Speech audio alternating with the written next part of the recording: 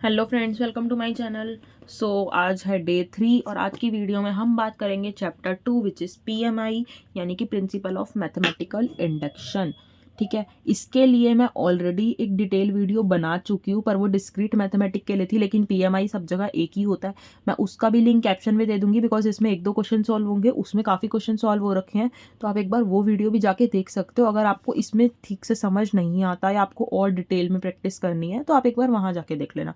ठीक है, आपको डिस्क्रिप्शन बॉक्स में उसका लिंक मिल जाएगा। नोट्स वगैरह का लिंक तो ऑलरेडी डिस्क्रिप्शन बॉक्स में होता है। तो अब देखो, अगर मैं पीएमआई की बात करूँ, पीएमआई मतलब कि यहाँ पे आपको एक सीक्वेंस दे दिया जाएगा। ठीक है, देखो यहाँ पे आपको एक सीक्वेंस दिया जाएगा। इसमें आपको ना बेसिकली 5 मार्क्स का आ सकता है ये। ठीक है, 5 या 10 मार्क्स में, कभी कभी 5 मार्क्स में ही आता है मोस्टली। इसमें आपको एलएचएस को आरएचएस के इक्वल प्रूफ करके दिखाना होता है। वो आप कैसे करोगे? देखो, सबसे पहले आपको 1 से ट्राई करना होता है। लेट एन की वैल्यू 1।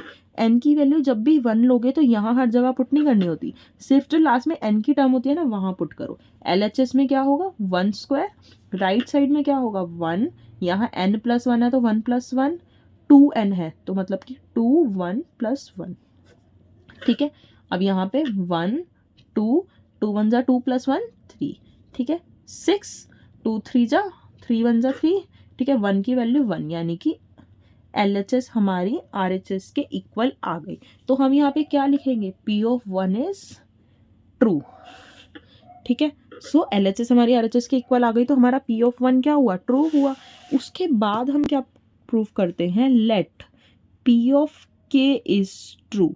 ठीक है, तो देखो सबसे पहले हमेशा 1 से स्टार्ट होता है, फिर K से, फिर K+1 से, देन एंड होता है। K से जब भी स्टार्ट होना तो बस इस सीक्वेंस में N की जगह K पुट करना है। यहाँ देखो, यहाँ क्या है? 1 1 का स्क्वायर, 2 का स्क्वायर प्लस 3 का स्क्वायर।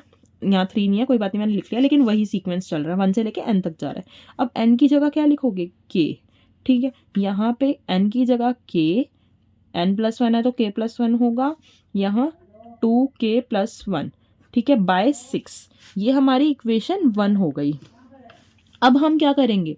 हम ना P ऑफ K हमने ऑलरेडी ले लिया, तो अब हम K+1 लेंगे। Let P of K+1 is true for all n।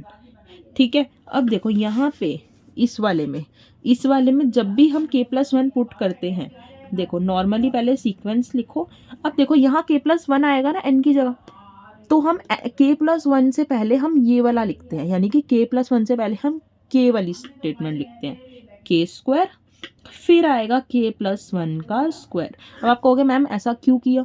ठीक है, ये वाला स्टेप हम हमेशा करते ही हैं। हम जो हमारा K+1 होता है उससे पहले हमारी ये स्टेटमेंट आ जानी चाहिए, बिकॉज इस स्टेटमेंट की जगह ना हम ये स्टेटमेंट लिखते हैं। ठीक है, ये हमारा शुरू से ही PMI का एक मेथड है।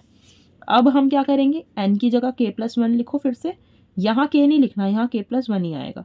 अब देखो इसमें K+1 +1 है तो +1 ऐसे, फिर है 2K+1 +1, फिर नीचे 6।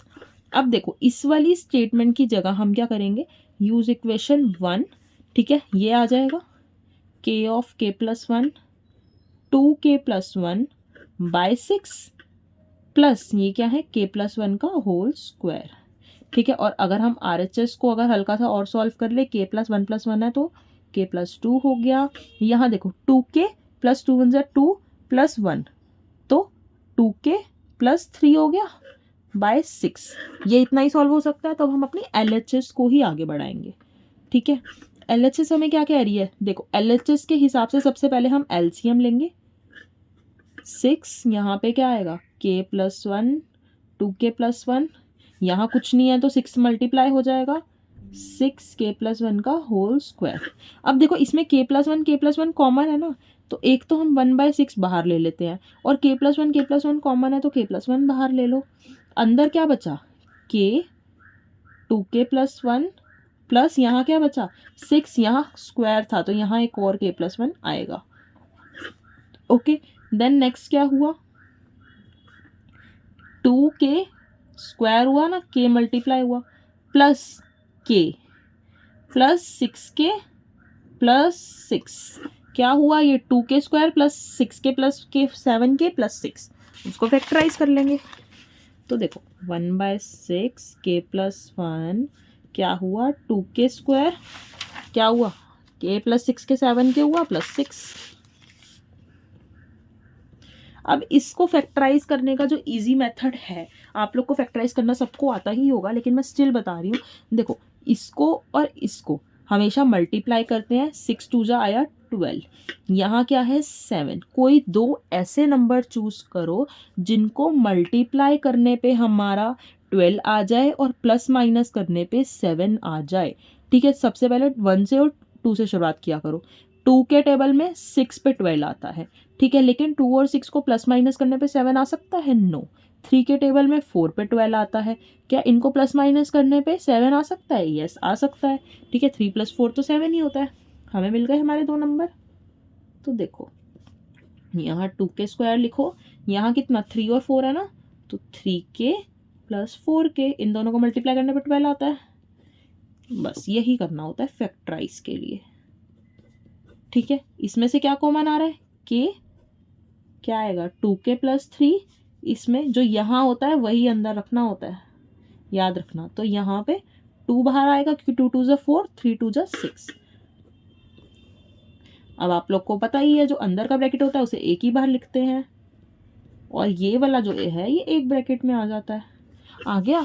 अब ये हमारी राइट हैंड साइड के इक्वल आ गई। राइट हैंड साइड क्या थी? k + 1 k + 2 2k + 3/6, k + 1 k + 2 2k + 3/6। तो हमें यही प्रूफ करना था।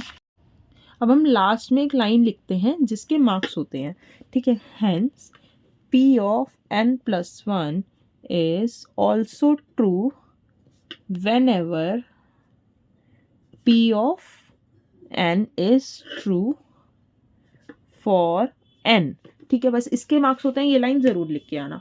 ठीक है, अब एक क्वेश्चन और है, उस क्वेश्चन में आपको क्या करना है, PMI का यूज़ करके, मैं यहीं से करवा देती हूँ।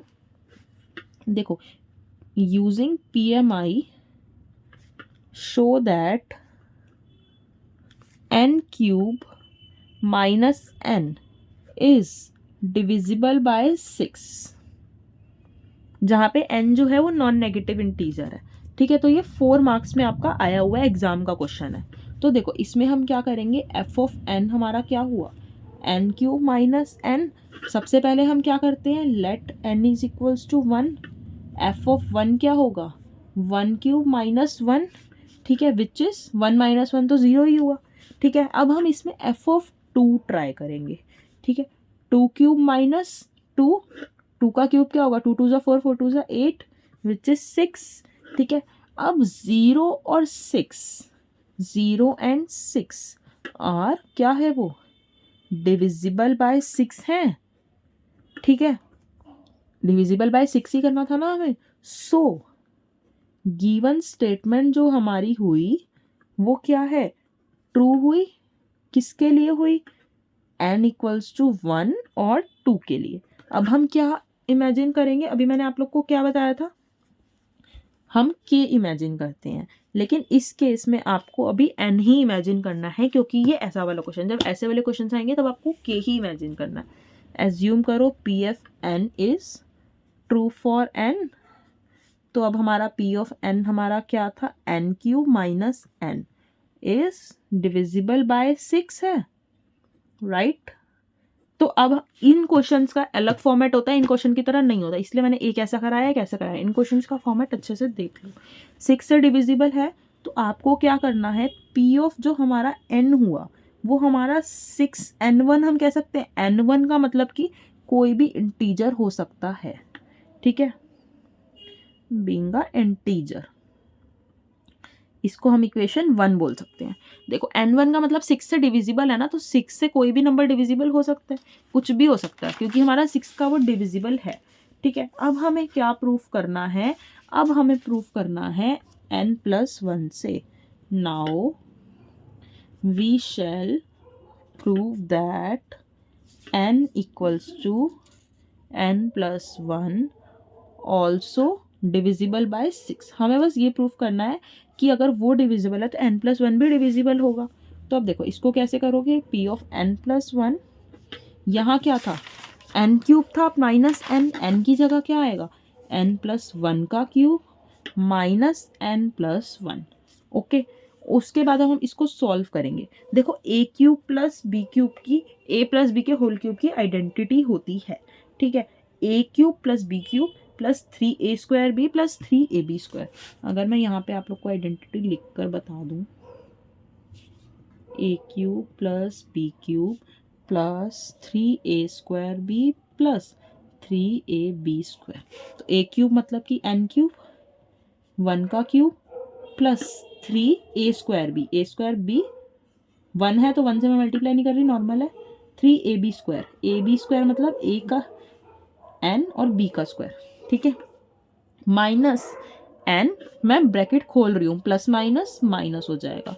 ओके, तो अब देखो यहाँ +1 है, यहाँ -1 है, 1 का क्यूब तो 1 ही होता है, ठीक है। उसके बाद हमारे पास क्या आ गया, n³ plus 3n² plus 3n, ठीक है। 3n में से n माइनस कर दोगे तो 2n ही आ जाएगा, डायरेक्ट ही लिख लो, ठीक है। अब अगर मैं इसको आपको नॉर्मली देखो, नॉर्मली हम इसको क्या लिख सकते हैं, अगर हमें इसे फैक्टराइज करना है, हमें इसे थोड़ा सा हम फैक्टराइज करने की कोशिश करें तो देखो n³ प्लस 3n² और यहाँ पे हम इसको लिख सकते हैं 3n माइनस n, ऐसे हम इसको लिख सकते हैं। ऑलरेडी ये हमारा था ही, ठीक है। अगर हम इसको 2n ना ही बनाएं, हम ये वाला स्टेप ही चलो काट दें, ठीक है, ऐसे भी कर सकते हो, एक ही बात है, ठीक है। अब अगर हम इसमें नॉर्मली हमें अपना फैक्टराइज करना है तो देखो इस n को यहाँ ले आओ, ठीक है। ये 3 वाली टर्म्स एक साइड लिख दो ताकि हमें फैक्टराइज करने में ईजी हो, ठीक है।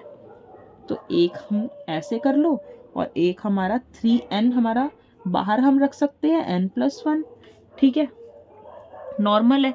तो हमें बेसिकली यही तो बनाना था, जो हमारा n+1 है वो प्रोडक्ट है 2 कॉन्जिक्यूटिव इंटीजर का, जो कि उससे डिविजिबल हो रहे हैं, n उससे 6 से।